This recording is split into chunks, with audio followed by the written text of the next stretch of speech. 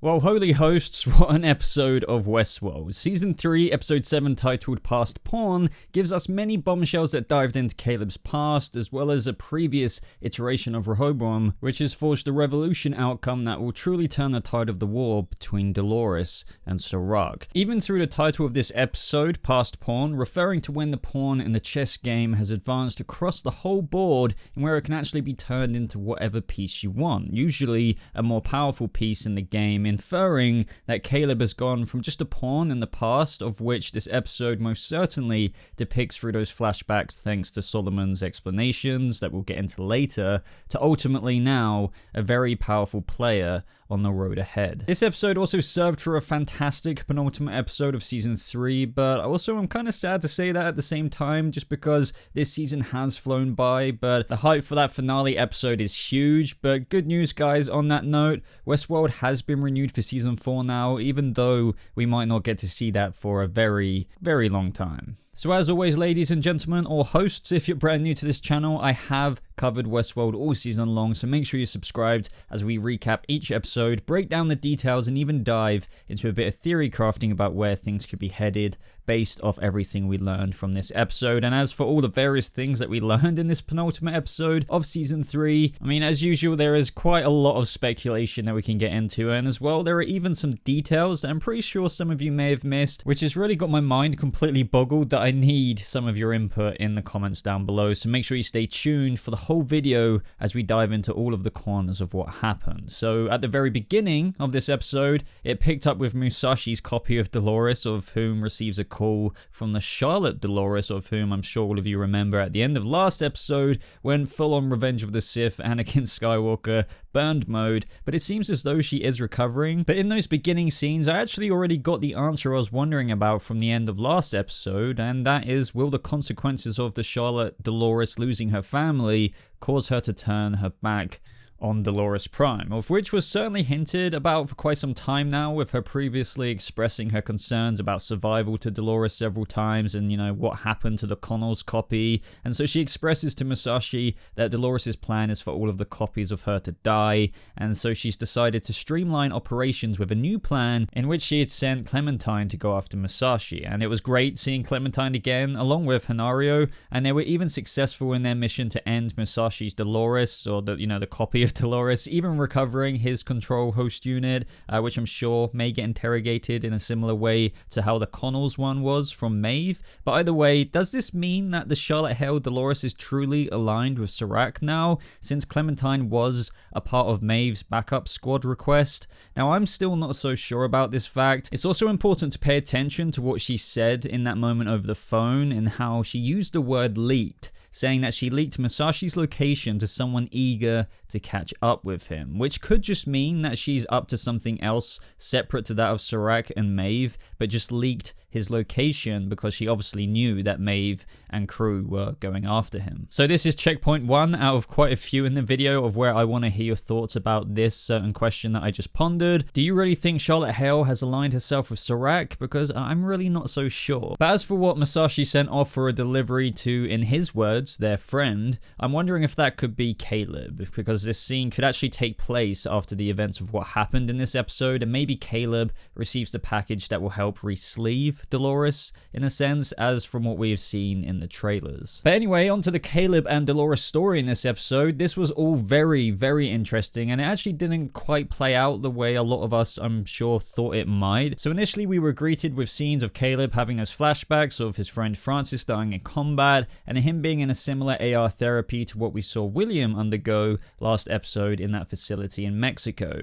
Now this is when we see Dolores and Caleb on horseback in Mexico, in a very similar setting to that of Westworld, of where Westworld was actually based upon, where they have a very interesting conversation about the massacre in the park, and that she had to do what she had to in order to survive. She also talks about wanting a place for her kind, and that people also still have a chance, but they'll need someone to lead them, inferring that Caleb is the man to do that for the humans. Now, I'd love to hear your guys' thoughts on this as well, because the only thing that I feel the show has missed out on in these scenes is that they didn't really include a scene where it specifically goes into, Caleb talking about the fact that Dolores is a host, because he's obviously aware of it in this moment and in this conversation, but the show somewhat glosses over that. I mean, you could argue that it's not necessarily needed, but considering the episode of where he witnessed Dolores get shot and that he wanted to talk to her about it, I think a lot of us expected a bit more of a moment in where he comes to terms with the fact that she's literally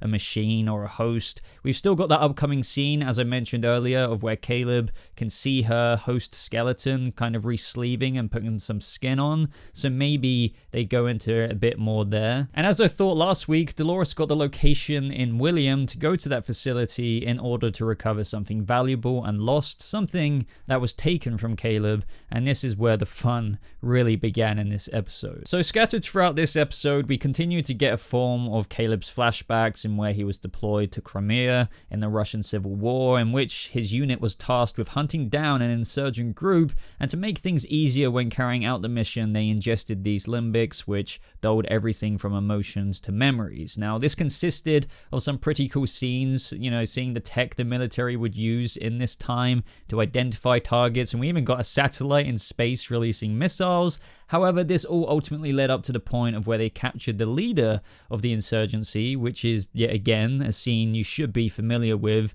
as it's been echoed throughout the season in fragments. But not all of this is as it seemed with these flashbacks, because it turned out that these were all dissociative memories, which were also influenced through the AR reconditioning therapy that Caleb received at that reconditioning facility. Now, I love how all of this was weaved throughout the scenes at the facility, because it was unfolding as Dolores and Caleb explored all of that and found Solomon, which Serac and his brother created, and it was revealed that Serac's brother was schizophrenic, and as Dolores said, you could say that Solomon inherited some of those ways of thinking. Now, Serac was even paranoid to the point of that Solomon might find a way to escape, so there was a military-grade EMP on standby, which came in handy later, which we'll get into. But as for why Serac even kept Solomon around is a question that I keep seeing people ask, and that is a very good question. I mean, I guess you could argue it's because of sentimental reasons, since his brother created this past iteration of Rehoboam to the point of where maybe he just doesn't want to get rid of it. It likely also just regulates all of the current outliers in stasis as well, so there is reason for keeping Solomon around for those wondering that, but let me know if you have any other reasons that you can type in the comments. Ultimately though, we learned that the plan for the outliers that Solomon identified in the world was for certain other outliers, such as Caleb,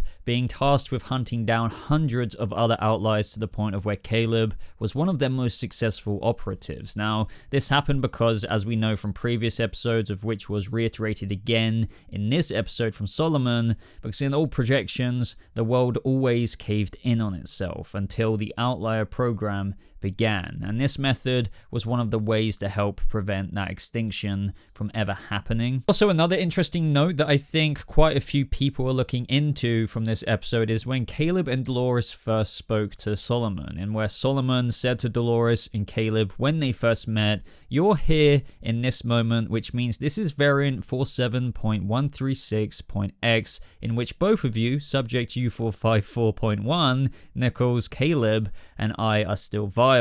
There are still variables leading to slightly different outcomes, however, if this is indeed now, and we are indeed here. Now, I think a lot of people are looking into this as some possible evidence for the simulation theory, of which I'm sure all of you are now aware of, but I don't necessarily think so. I think Solomon worded it like this in how you're here in this moment, which means this is variant, and if this is indeed now, and we are indeed here, because its whole purpose is to run projections on what happens, and what could happen in many different variables of where things could also lead up, and as a result of that, it's possible that Solomon struggles itself in a similar way to how William does with its perception on reality, or when is now, due to how many different ways the future could end up, or how many different variables Solomon has actually seen the past go down as well. So I think it's just coming to grips with, oh, we're here now and this is variable number something something, which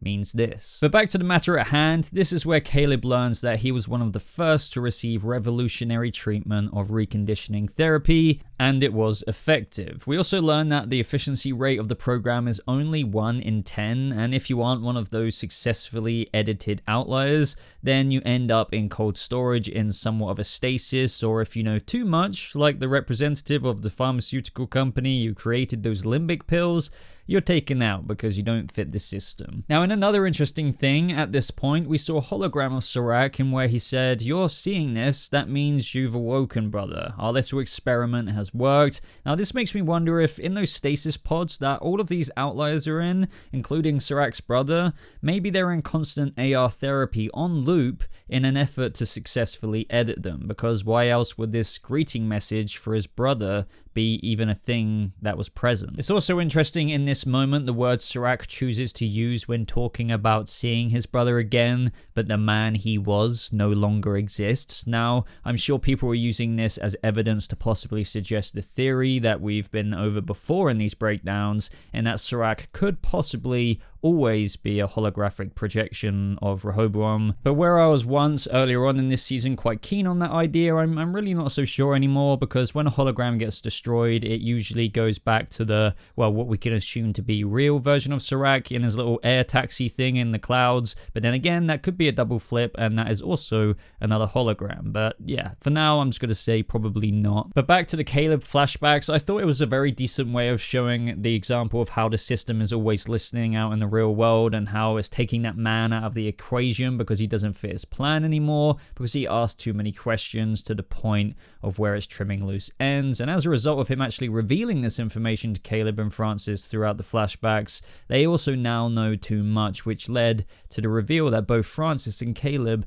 were given offers to take each other out. And I'm actually surprised that I somewhat called this before a couple of episodes back, but they definitely spelled it out to us when Liam Dempsey's last words to Caleb on that beach were that "you did it." I suggested that Caleb could have killed Francis, but admittedly I had absolutely no idea at the time as to why it came to that conclusion, but now it's more clear than ever. It's also revealed that the Rico app was actually created to regulate criminality, and that's how they received these jobs after being honorably discharged from the military. Now, also seeing all of the outliers in storage, I mean, as Dolores pointed out, definitely parallels the storage at the Westworld park of retired hosts. If you misbehaved, they sent you away. But this is when Maeve arrived, and at this moment you just knew stuff was about to go down. But just before Dolores left to go face Maeve, she requested Solomon to create a new strategy for revolution, which will provide a new story for the human race, which was also one Jean-Mi, Serac's brother, asked Solomon to make before Serac condemned him